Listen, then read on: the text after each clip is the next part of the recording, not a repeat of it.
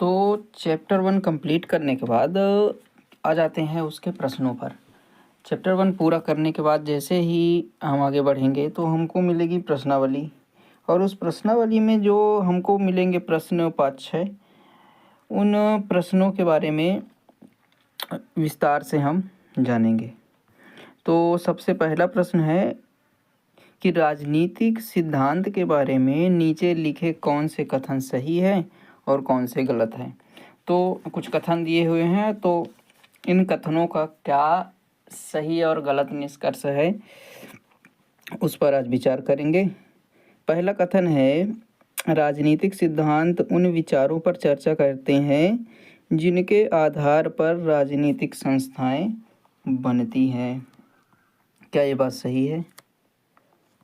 सही है, आंसर हो जाएगा ये बात बिल्कुल सही है।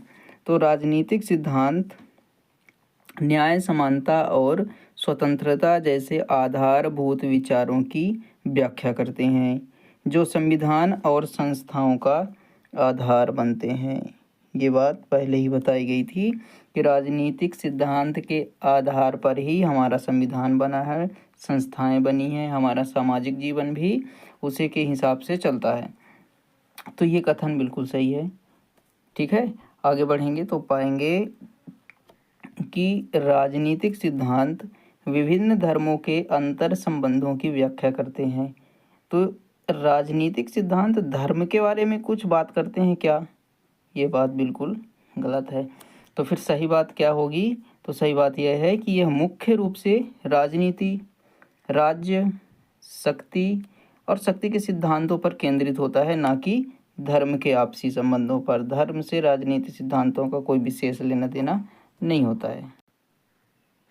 अगला है, ये समानता और स्वतंत्रता जैसी अवधारणाओं के अर्थ की व्याख्या करते हैं। किनकी बात कर रही है किया जा रहा है? ये का मतलब है राजनीतिक सिद्धांत। तो क्या राजनीतिक सिद्धांत समानता, स्वतंत्रता जैसी अवधारणाओं के अर्थ की व्याख्या करते हैं? ये बात सही है कि राजनीतिक सिद्धांत का मुख्य कार्य ही इन अवधारणाओं को स्पष्ट करना है। ठीक है, इसका मुख्य कार्य है इनको स्पष्ट करना। तो ये बात सही हो जाएगी। अब घ नंबर में आते हैं तो यहाँ क्या मिलेगा कि ये राजनीतिक दलों के प्रदर्शन की भविष्यवाणी करते हैं। गलत। राजनीतिक दलों के बारे में कुछ विशेष बात नहीं बोलते हैं। कौन? राजनीतिक सिद्धांत। राजनीतिक सिद्धांत राजनीतिक दलों के बारे में, उनके प्रदर्शन में क्या होगा भविष्य में, वो जीतेंगे कि नहीं जीतेंगे कोई दल चुनाव में, इसकी कोई भविष्यवाणी राजनीतिक सिद्धांत नहीं करते हैं। यानी कि यह चुनाव विश्लेषण का काम है, राजनीतिक सिद्धांत का नहीं। चुनाव विश्लेषण के लिए अलग से क्या होते हैं, कुछ लोग होते हैं, वो अपनी विचार व्यक्त करते हैं। चुनाव कैसा जा रहा है, कौन सा दल कैसा प्रदर्शन करेगा, किसने कितना प्रयास किया है वोट को पाने के लिए, मतदाताओं को अपनी ओर आकर्षित करने के लिए, परिणाम बेहतर करने के लिए। ये सब इस पर निर्भर करता है कि चुनाव में कितनी मेहनत की गई है। राजनीतिक सिद्धांत का इससे कोई संबंध नहीं। आगे बढ़ते हैं तो प्रश्न दूसरे पे आते हैं। आपको नोट्स बनाना है तो कोई बहुत बड़े या बहुत लंबे नोट्स नहीं बनाना है, बस इतने ही प्रश्नों को सीधे सीधे ऐसे ही जो स्लाइड में लिखा है इसको आपको उतार के और सीधे बना सकते हैं। कोई ज़रूरी नहीं कि 200-500 शब्दों में हो। ये जितना है बिल्कुल सारगर्भित है और इतने में आपका काम चल जाएगा। दूसरा प्रश्न है, राजनीति उस सबसे बढ़कर है जो राजनेता करते हैं। क्या आप इस कथन से सहमत हैं?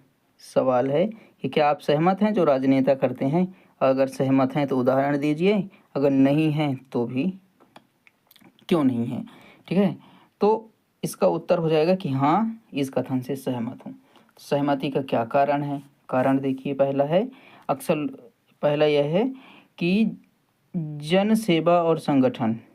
ठीक है, उसके पहले देख लेते हैं कि अक्सर लोग राजनीति को केवल चुनाव लड़ने और पद पाने तक सीमित मानते हैं, लेकिन राजनीति इससे कहीं व्यापक है। सिर्फ पद पाने का एक माध्यम नहीं है राजनीति, या कि सिर्फ चुनाव लड़ने का एक माध्यम नहीं है, बल्कि इसके और भी बहुत से आयाम हैं, जैसे जन सेवा और संगठन।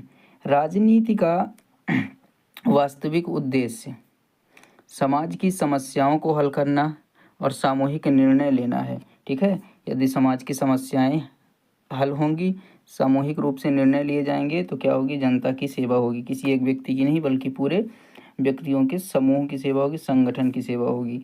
ठीक है, तो ये तो हो गया पहला। दूसरा है कि दैनिक जीवन पर प्रभाव, रोजमर्रा के जीवन पर क्या प्रभाव पड़ेगा, किससे, राजनीति से।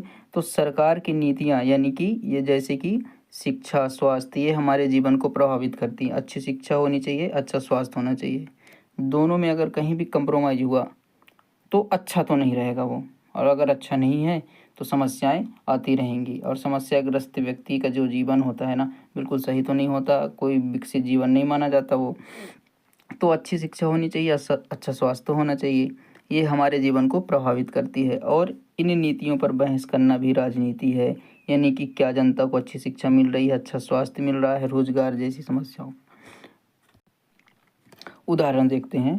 तो उदाहरण, जब नागरिक किसी सामाजिक मुद्दे जैसे कि प्रदूषण, महंगाई, इनके खिलाफ विरोध प्रदर्शन करते हैं या सुधार की मांग करते हैं तो वे राजनीति का ही हिस्सा बन रहे होते हैं, भले ही वे राजनेता ना हो। यानी कि भारत का हर नागरिक एक हिसाब से राजनीति से जुड़ा हुआ है। सबसे पहला तो ये इस आधार पर जुड़ा हुआ है कि वह एक मतदाता है, इसलिए वह राजनीति से जुड़ा हुआ है। दूसरा, यदि वो विरोध करता है, विरोध करना उसका अधिकार है, वो विरोध करेगा ही, तो विरोध प्रदर्शन करना और सुधार की मांग करना, चीज़ें अच्छी हो, बढ़िया हो, जिससे लोक कल्याण हो, इसकी मांग करना क्या है, राजनीति के अंतर्गत उसका अधिकार है, और वो राजनेता ना होकर भी राजनीति का हिस्सा होता है। तीसरा प्रश्न ये हो जाएगा कि लोकतंत्र के सफल संचालन के लिए नागरिकों का जागरूक होना जरूरी है। टिप्पणी करना है इस बात पर कि क्या जरूरी है। तो लोकतंत्र केवल मतदान तक सीमित नहीं है। लोकतंत्र के बारे में हम क्या समझे हैं पिछली कक्षा में कि लोकतंत्र जनता के बीच में से कोई एक आदमी जाएगा और वह क्या करेगा, कोई पद धारण करेगा और फिर जनता का कल्याण करेगा। ठीक है, और जनता के माध्यम से ही वो कोई पद धारण करेगा, और उसका मेन कारण होगा कि वह चुनाव के माध्यम से जाएगा। चुनेगा कौन, तो जनता ही चुनेगी। तो ये जनता और नेता के बीच में एक हो जाएगा क्या, तंत्र स्थापित होगा जो लोकतंत्र रहेगा।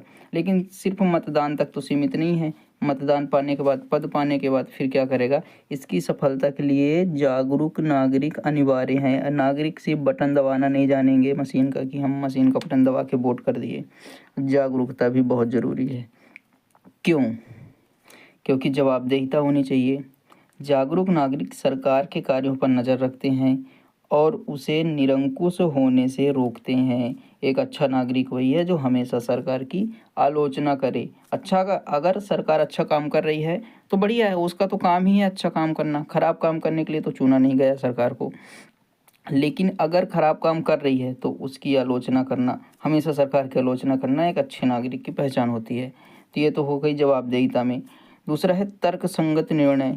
शिक्षित और सचेत नागरिक ही सही उम्मीदवार का चुनाव कर सकते हैं। जिसके पास शिक्षा है, जो शिक्षित है और जो जागरूक है, वह यह जानेगा कि कौन सा उम्मीदवार देश के लिए सही है या सरकार के लिए सही है, किसको अपना नेता माना जाए, किसके हाथ में शक्तियाँ दी जाए। तो ये तभी संभव होगा जब तर्क संगत निर्णय ले पाएंगे, तर्क के साथ में। और तीसरा है अधिकारों की रक्षा। तो अधिकारों की रक्षा के क्रम में जैसे ही हम जानने की कोशिश करेंगे, तो जब नागरिक अपने अधिकारों के प्रति सचेत होते हैं तभी वे उनका हनन होने पर आवाज़ उठा सकते हैं। ठीक है, यहाँ प्रतिदिन लोगों के अधिकारों का हनन होते रहता है। ठीक है, तो जो जागरूक रहेगा वह अपने अधिकार संरक्षित कर पाएगा, नहीं तो हनन तो हो ही रहा है। जागरूक नागरिक ही अपने अधिकार का हनन होने से रोक सकता है। आगे क्या है अगला प्रश्न कि राजनीति सिद्धांत का अध्ययन हमारे लिए किन रूपों में उपयोगी है। यानी कि राजनीतिक सिद्धांत की उपयोगिता किन रूपों में उपयोगी है। ऐसे 4 तरीके। ठीक है, ये एक हो गया, 2, 3 और अंतिम में 4। तो 4 तरीकों की पहचान करें जिनमें राजनीतिक सिद्धांत हमारे लिए उपयोगी हों। तो राजनीतिक सिद्धांतों की उपयोगिता में पहला है तर्कसंगत सोच। यानी कि हमें राजनीतिक घटनाओं और मुद्दों पर गहराई से और बिना किसी पूर्वाग्रह के सोचने में मदद करता है। कौन मदद करता है? राजनीतिक सिद्धांत। किन किन आधार पर? राजनीतिक घटनाओं के लिए और मुद्दों पर। दूसरा क्या है कि बिना पूर्वाग्रह, यानी कि पहले से ही कुछ अपने दिमाग में सोच लेना कोई भी चीज़, वो पूर्वाग्रह की ऐसा तो होगा ही। तो पूर्वाग्रह के सोचने में मदद करता है कि अपने से पहले से कुछ नहीं सोच लेना है, जो सिद्धांत है वो उनके अनुसार ही काम होना चाहिए। दूसरा है नागरिक कौशल। नागरिक कौशल का मतलब यह है कि यह हमें अपने अधिकारों और कर्तव्यों के प्रति जागरूक बनाता है, जिससे हम बेहतर नागरिक बनते हैं।